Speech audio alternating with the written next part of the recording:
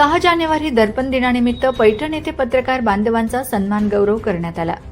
मराठी वृत्तपत्र दर्पणचे जनक बाळशास्त्री जांभेकर यांच्या जन्मदिनानिमित्ताने 6 जानेवारी हा दिवस पत्रकार दिन म्हणून साजरा करण्यात येतो।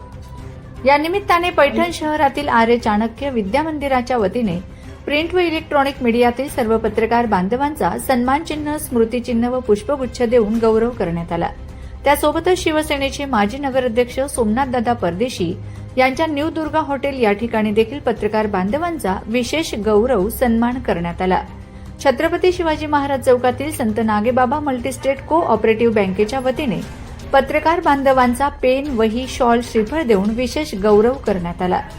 पैठण तालुका व्यापारी महासंघाच्या वतीने उमेश तट्टू पाटील यांनी देखील पत्रकार बांधवांचा सन्मान गौरव करून हा अनोखा दर्पण दिन साजरा करण्यात आला।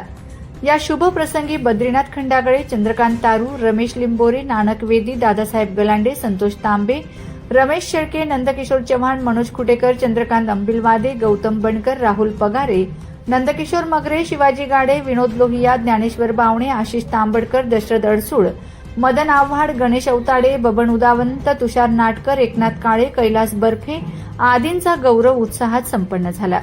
कार्यक्रमाचे प्रास्ताविक मुख्याध्यापक तथा केंद्रीय कार्यकारिणी सदस्य भास्कर कुलकर्णी यांनी केले।